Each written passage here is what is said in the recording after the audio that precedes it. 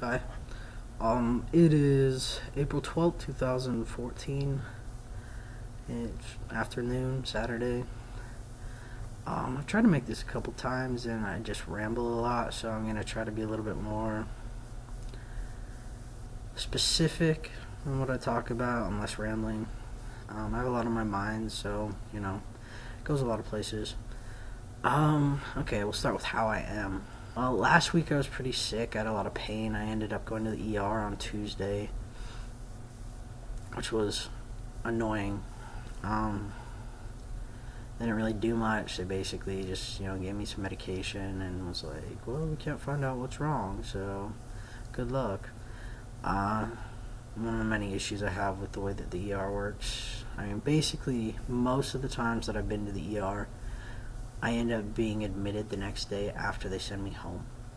And I view that as a problem because I could have been, getting treatment a whole day earlier if they had actually done their job and, taken my illness seriously. So I have huge issues there. I got my stint out on Thursday out of my bile duct. I'm still having pain in mostly my right side, so I'm hoping that'll go away on its own and I won't have to, have surgeries or have more stuff or go back to the ER. I hate going to the ER. Besides that, my hysterectomy is scheduled for June 3rd. I was doing it the last week of May, but then I was thinking I might take classes that month. Turns out I'm not. I'm taking one online class and one class that will start at the end of June. So, it doesn't really, matter. Yeah, obviously, I've got summer classes set up. I finally declared.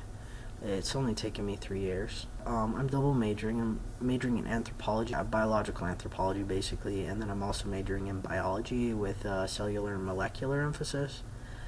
So, yeah, that's going to be intensive. I'm also minoring in computer science, and I'm pre-med.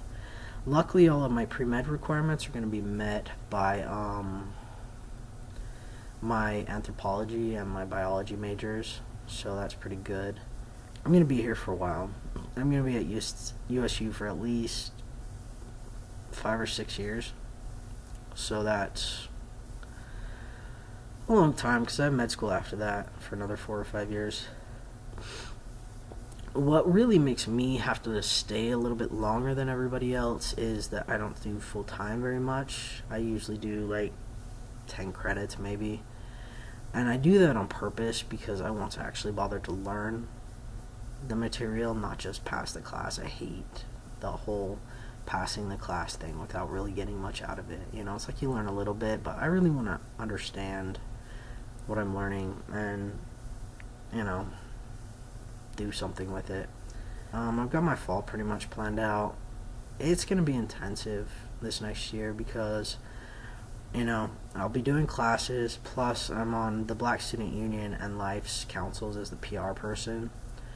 I'm also hoping for something else, but I can't really talk about it.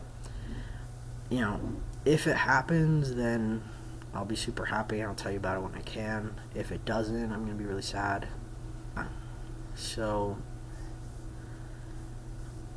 I don't know, it's complicated, and I can't really talk about it right now, and so that makes it more complicated.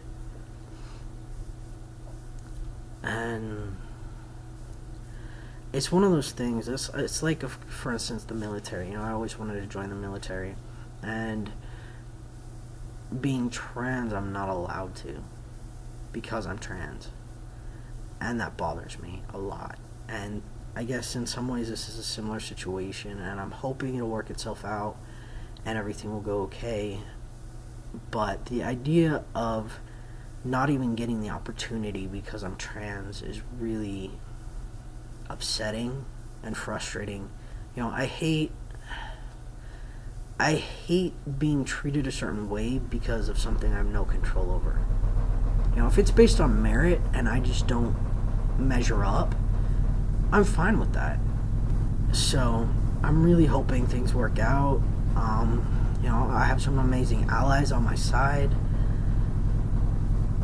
But if it doesn't, there's nothing I can do about it, and I hate that, you know. If it's up to me, I know that I can do stuff. You know, if I put my mind to something, it's gonna happen, because it's like when I decided on what I was gonna major in. You know, it's like I've been dragging my feet and not making a decision for 3 years. But as soon as I knew what I wanted to do, I made it happen in 1 week. I started making phone calls. I connected with all of the people that I needed to connect with. I met with all 4 of my new advisors in 2 days. And so this idea that there's something that I really want, that I'm really passionate about, that I may not be able to get because I'm trans. Not because I'm not good enough, not because I didn't try hard enough, not because I'm not passionate about it, but because of something that I have no control over, that should have no... I am legally male. I am federally recognized as a man. I am recognized on a state level. My driver's license says M. There should be no issues based on my gender. And it just... You know, I'm hesitantly optimistic that things will work themselves out. And at the same time, I'm preparing myself for the possibility that it won't. And that I'll have to deal with that. And that's really, really hard. I want to get or not get something based on my merit as a person, not on the way that I was born. And the next year should be interesting. It should be emotionally interesting. I've been really stressed because of my finances. I mean, as of right now, I owe $22,000 in medical bills. Hopefully some of it will get written off. Hopefully I can work stuff out. But it's still, you know, $22,000. I needed $10,000 for my trip to go get top surgery, and I don't know when that'll happen because I can't afford anything right now. I mean, I make around $900 a month, and I have a minimum of $850 worth of bills. It's frustrating, you know, and what's worse is it's like it never lets up. I mean, I'm excited about the hysterectomy, and hopefully that'll be the last surgery for a while that I have to deal with, but I was wanting to save up 10 grand so that I could get my top surgery because that's so important. And I can't because I owe all this money, and how am I supposed to save anything owing what I owe? And it's like I'm taking a step forward, but I feel like I'm just trapped in place at the same time because of this financial burden. You know, which is my huge issue with the fact that we don't have socialized medicine like everyone else. Because it's not fair that I have to go into debt just to live. And it's not fair that I have to go into debt just to go to school and get an education when it benefits everyone for me to have an education. So, I don't know. The financial, it's hard, and the fact that my body is still not completely working with me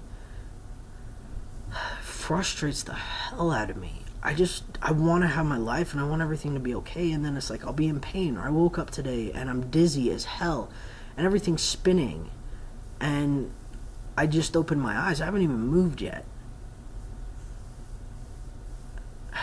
It's just like, really? I mean, really? Haven't I been through enough? And what's more terrifying is my dad is losing his job in September, I think. And so after that, my family's stability is gone. And he's gotten apparently some potential job offers, but most of them are like out of state. Like one is in San Diego, one's in San Jose. And that's fantastic that he has job offers, so at least, you know, he can continue to provide for the family. But at the same time, if they're in California, is my family gonna move? And if they move, what happens to me? I don't have anywhere to go. I have 4 dogs and 4 cats, and people will be like, you know, I know it's really hard, but sometimes you have to, you know, give up your animals to progress. And I'm sorry, I'm not gonna do that ever. These are my children. Okay? You can give up your kids. You will give up your kids before I will give up on my animals. because I made a commitment to be there for them for their entire lives. These are my babies. Tubby kept me alive. When I was so depressed that I couldn't think straight and I just wanted to die, he kept me going. He loved me when I had nothing else. And, I know there's some people that'll be all offended about that, but, it's just how it is. He was there when I had nothing. He's always been there, and my cats have been there, and I'm never going to abandon them. But that's terrifying because I can't get an apartment. I can't even afford an apartment, okay? If I was without a place to stay next week, I'd be screwed. I don't make enough money. For that, I don't make enough money to cover my bills. I'd have to drop out of school. I would literally have to drop out of school if I had to live someplace. And nowhere is going to allow my animals. 1 or 2 dogs or a cat is the norm. I talk to my friends with animals. They have a hard enough time finding a place with 1 animal. I have 8. Think about that, and I'm going to be here going to school for the next 5 years. And if my parents move, I'm screwed. I have nowhere to go. I'd have to drop out of school, and I don't want to do that. So, I don't know. I'm hopeful. I'm hesitantly hopeful, but I'm trying to prepare myself for other possibilities at the same time.